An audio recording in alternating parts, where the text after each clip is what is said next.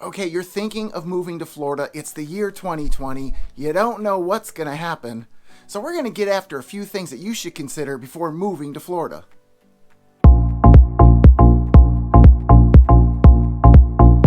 Hi, my name's Craig Cunha. I am a real estate agent here in Southwest Florida. And if this is your first time to this channel and you're looking for information on what it's like to live, play, eat, sleep, and buy real estate on the Gulf Coast, then this is the channel for you.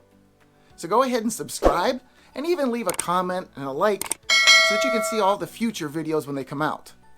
I'm getting calls from people all the time about what it's like to be here, what it's like to make the move to an area like Southwest Florida, and I just love it.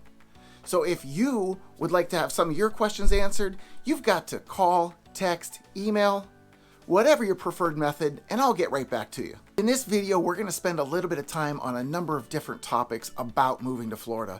There's going to be a little bit about what the current state is here through the pandemic, what the market's looking like real estate wise, what some of the things that you need to consider about caring for your home when you're in the area, and then somewhere along the line, we're also going to discuss the process of buying a home in this super busy market here and what kind of things you could possibly do to make your venture more successful. Let's get started.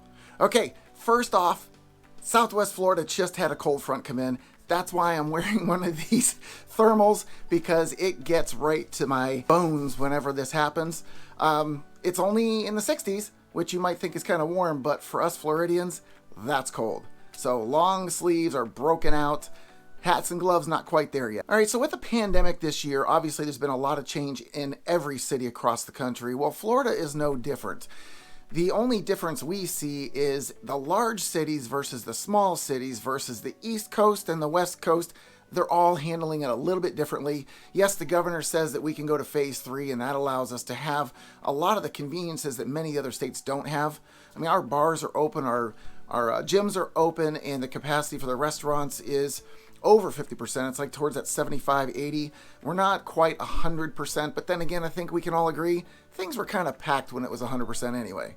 So when you come to Florida, you're going to want to keep a mask on you at all times. Some businesses are a little bit more strict about it than others. Some will speak up to you, others will not, and some can just not serve you or turn you away. So keep that in mind whenever you go out, have it on you. Now, because Florida is so open with their policies during this pandemic, we're seeing a lot of people moving here and coming down seasonally a lot sooner. This past weekend, I'm just driving down the road, coming back from St. Petersburg, and I noticed all the out-of-state plates. They were left and right. Yes, it's early November. It can happen any given year where they start coming around that time, but there's just a large influx of people that are coming right now, and I think it's due to the fact they don't want all the restrictions. They want some freedom, and you know what? Florida is going to be sunny, low humidity, and absolutely gorgeous for the next 5 or 6 months. So if you want some of that, it might be something to consider. With all of that going on, with the people coming here, our demand for homes is through the roof. So our inventory is low, and I know a lot of the country is also low, but we're seeing some really low numbers. However, new construction homes are having a boom of a time right now. I have a few associates that still work with the new construction companies, and they're seeing as many as 50 and 60 homes a month out of one location coming from that builder. Now, put it into perspective, that's going to take a lot of workers to build those homes. So to say that we don't have jobs here right now would be a misrepresentation. So if you're worried about work, there's going to be plenty of work here, both in the construction and service industries. This is our busiest time of the year. There's many folks that come back and forth into Florida to also work, not just to enjoy the weather. Now, as far as schools in Florida, again, many different rules, many different areas. Some counties are just now starting to let the kids go back to school. My son has been in school since school opened back up in August. There's been no issues in their school. He is at a charter school. They do wear masks all day, so that is one huge inconvenience for the kids. They have their face covered all day. However, they've been staying safe. We haven't had any large outbreaks of anything. There might have been 1 or 2 cases early on that were reported, but it's been quiet since. Pick and choose where you're going to be moving based upon some of these restrictions, because we don't know how long they're going to be in place. They could be here temporarily, and they could be here for a very long time. So try to get a grasp of what it's like in the area you want to move to before deciding that. Okay, I want to take a minute just to step back and talk specifically about Southwest Florida and even Cape Coral. I've gotten a lot of responses and a lot of questions lately about Gulf access properties. And Cape Coral, if you haven't heard this one before, there's over 400 miles of canals here. We have more canals than Venice, Italy, and it is so attractive for anybody looking for a water lifestyle. Whether it's boating, jet skiing, kayaks, paddle boards, fishing, so many places to do it here. So obviously there's a lot of questions about how much it's going to cost me to do that. And what's the availability like? Well, those questions are all over the board because availability can depend on whether you want to be in the Northwest, the Southwest. Are you okay with a longer commute? Do you need a shorter commute? Also, Fort Myers does have some of those opportunities, Fort Myers Beach, but there are other places. If you want to go north into a smaller town like Punta Gorda or Port Charlotte, we'll be doing some future videos on those towns just so you can get a little bit more familiar with them if that's more your speed. One thing that you'll find in Cape Coral that is kind of a negative to that lifestyle is there's still a toll coming into Cape Coral. So it's only $2, but depending on how much you go back and forth to Fort Myers, it could add up over time. Now you can get a transponder for the car so that it automatically does it as you go through. In fact, right now, if you don't have a transponder, they're taking a snapshot of your license and billing you through the mail. Another place in Southwest Florida has a toll is the Sanibel Bridge. So if you are going to go out to Sanibel Captiva and enjoy the shelling out there in the beaches and that slow lifestyle out there, then you're going to be looking at about $6 for each trip across the bridge.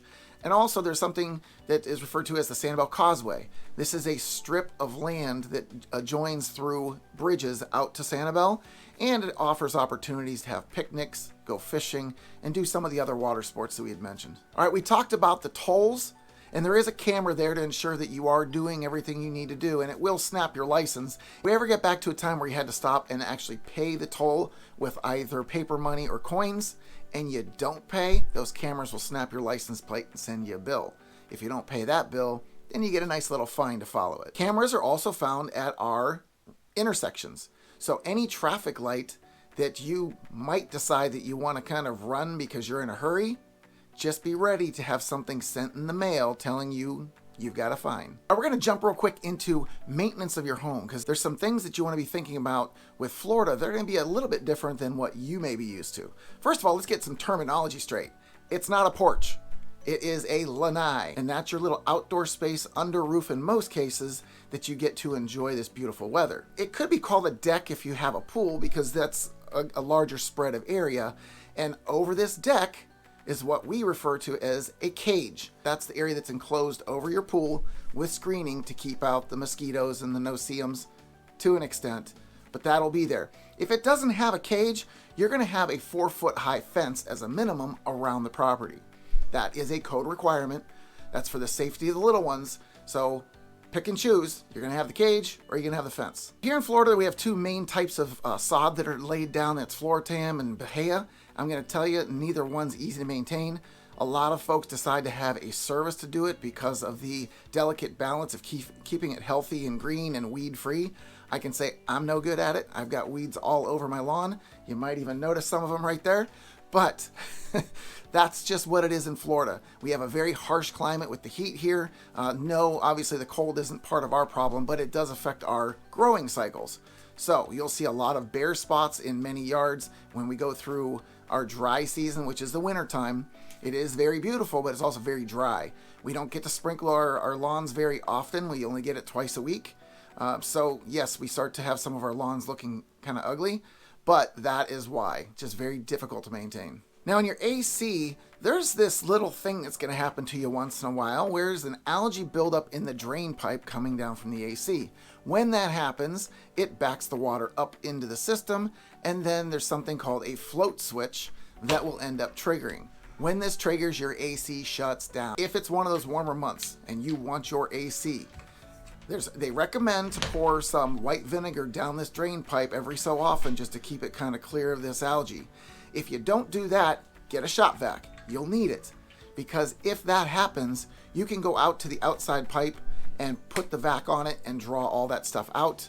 I can say that unfortunately I've had to do that probably 3 or 4 times in the year and a half I've been in this house. Now here in Florida, a lot of people have pavers. So one of the things you're going to have is the washout of the pavers. And that was when all the sand between that keeps them all situated in place and make them look all pretty, they'll get washed out by the rains. If you pressure wash to clean, it's going to get washed out. So you need to put that sand back in from time to time to keep everything locked in. Otherwise, your pavers will start to move, and then you're going to end up having to reset them all. Another thing you can do is after you put that sand in, you can seal the driveway, and it kind of locks everything in. It's a protective coat that goes over top, and that'll keep you from having those kinds of issues pop up on you. One of the last things about Florida homes that I'm going to mention is there are two types that we mainly have, and that is a CBS or block home and a wood frame home. Now, either one can have stucco as the outside surface, and that can fool people at times because it looks very similar. One surefire way to tell if it's a block or wood home is the inset of the windows. If the window sets back into the wall and has about a 2-inch to 3-inch setback from the outside of the wall, that's a block home. If it's flush to the wall, that is a wood frame house. And you may ask, why is this important? Well, some people refuse to have a wood frame home.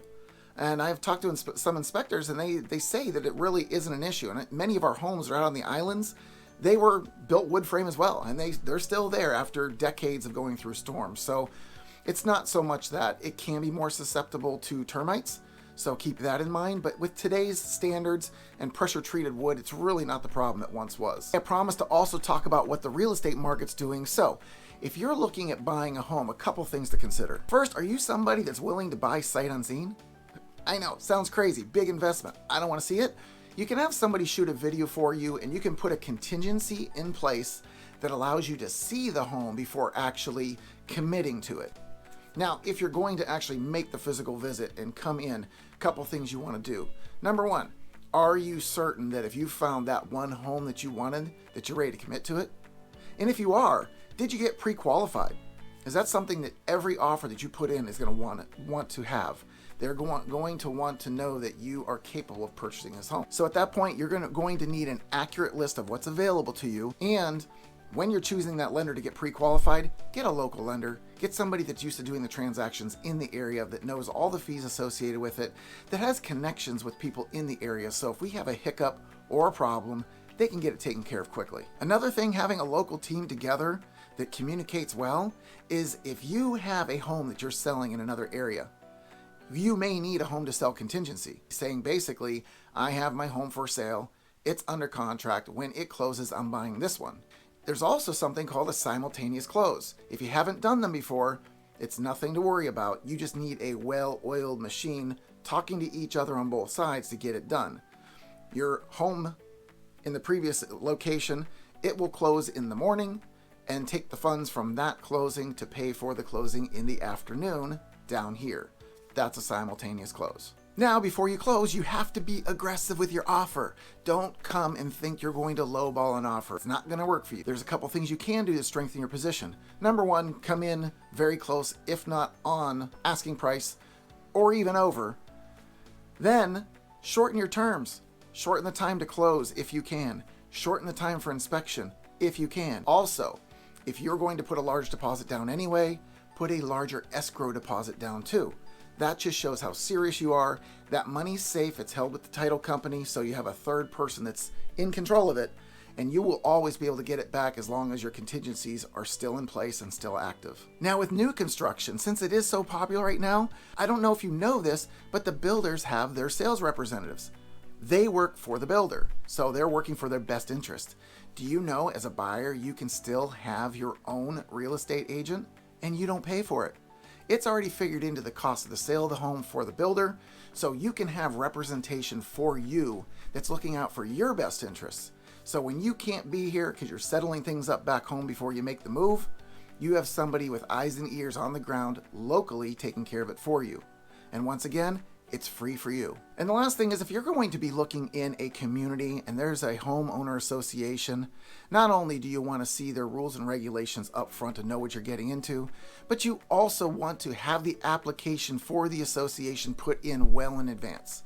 The last thing that you want to happen is for you to show up to go close on that home and they tell you, oh, the association hasn't approved you.